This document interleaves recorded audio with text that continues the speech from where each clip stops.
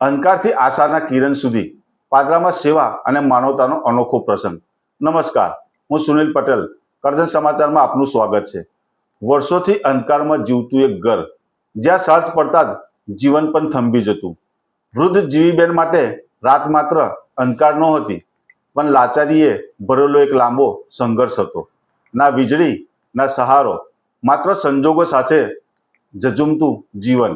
પણ એક દિવસ આશા તેમના દ્વારે આવી. જ્યારે મદદનો હાથ આગળ વધ્યો, ત્યારે માત્ર દીવો જ નહીં, પરંતુ આખું જીવન પ્રકાશિત થઈ ગયું. ઘરમાં પહેલીવાર લાઇટ પ્રગટી અને સાથે જ આંખોમાં વરસ્યા ખુશીના આંસુ. રેશન મળ્યું, સારવારની સુરક્ષા મળી, સહાયનો સહારો મળ્યો અને વર્ષોથી થાકેલું મન ફરી જીવવા તૈયાર થયું. આ માત્ર એક પરિવારની મદદ નહોતી, આ તો અંધકાર સામે આશાની જીત હતી. ક્યારેક નાનું પગલું કોઈના આખા જીવનમાં સૂર્યોદય લાવી શકે છે. વાત છે પાદરા તાલુકાના મુજપુરા રેલાઈ ગામની. વર્ષોથી વૃદ્ધ જીવીબેન ચુનારનું ઘર અંધકારમાં ડૂબેલું હતું. વીજળી જેવી મૂળભૂત સુવિધા વિના તેઓ ગરીબી અને સંઘર્ષ વચ્ચે જીવી રહ્યા હતા. સાંજ પડતા જ ઘર અંધારામાં ગરકાવ થઈ જતું અને જીવન જાણે થંભી જતું. પરિવારની પરિસ્થિતિની જાણ થતાં ધારાસભ્ય સ્વયં રેલાઈપુરા ગામે પહોંચ્યા અને પરિવારની સ્થિતિને નજીકથી સમજવાનો પ્રયાસ કર્યો. તેમના પ્રયત્નોથી જીવીબેનના ઘરમાં વીજળી પહોંચી જીવનમાં ઉજાસ લાવવામાં આવ્યો. સાથે જ પરિવારને આયુષ્માન કાર્ડ, રેશન કાર્ડ તથા ગંગા સ્વરૂપ યોજના હેઠળ વિધવા સહાય જેવા મહત્વપૂર્ણ સરકારી લાભો આપવામાં મદદ કરવામાં આવી. પરિવારના તમામ સભ્યોના આયુષ્માન કાર્ડ તૈયાર કરાયા અને વિધવા સહાયનો ઓર્ડર પણ સુપ્રત થયો. સરકારી અનાજની સુવિધા શરૂ થતાં વર્ષોથી સંઘર્ષ કરી રહેલા પરિવારમાં ખુશીના આંસુ જોવા મળ્યા. પરિવારજનોએ ભવ્ય ઉભો થઈ ધારાસભ્ય ચૈતન્યસિંહ ઝાલાનો આભાર વ્યક્ત કર્યો અને જણાવ્યું કે હવે જીવનમાં સુરક્ષા અને આશાનો સાચો સહારો મળ્યો છે.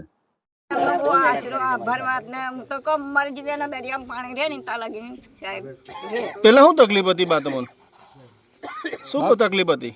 આટલું આભાર એટલો પડી રહેવાની તકલીફ, પાણીની તકલીફ, લાઇટની તકલીફ હતી, પૈસા બીજું શું શું તકલીફ હતી? ખાધે પીધે તો અમથી માગી લાવીને જીવીએ. મળી ગયું બધું? આવા પગે તો થોડું ચલાય આવું. અત્યારે કેવું બધું મળી ગયું બધું? હા, અત્યારે બધું મળી ગયું, આભારથી મળી બાપા.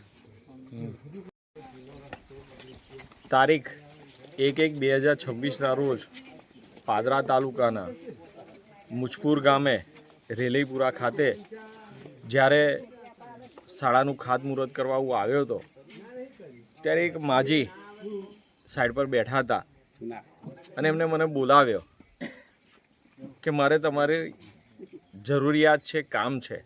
ત્યારે મેં એમનું નામ પૂછતા ચુનારા જીનીબેન પૂનમભાઈ એમને જણાવ્યું અને કામ પૂછતા એમને જણાવ્યું કે મારી પાસે આધાર કાર્ડ સિવાય કોઈ પણ ડોક્યુમેન્ટ નથી, જેના કારણે મને સરકારી સહાય નથી મળતી, અનાજ નથી મળતું, આયુષ્માન કાર્ડ નથી મારી પાસે.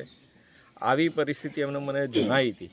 ત્યારે એમનું કામ કરવાનું મેં બીડું હાથમાં ઝડપ્યું હતું અને આજે જ્યારે એમની પરિસ્થિતિ મેં જોઈ હતી તો એમના ઘરમાં લાઇટ પણ ન હતી.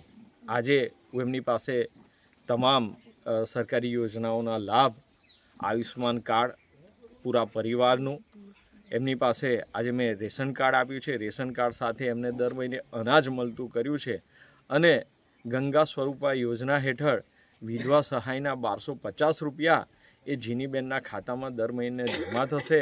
આજે આ તમામ કામ મેં એમને સુપ્રત કર્યા છે અને એમની પરિસ્થિતિ જોતાં તેમને આવાસની પણ જરૂર છે, તો પ્રધાનમંત્રી આવાસ યોજનામાં તેમનું ઘર નવું બની જાય તેના માટેનું પણ મેં બીડું હાથમાં ઝડપ્યું છે.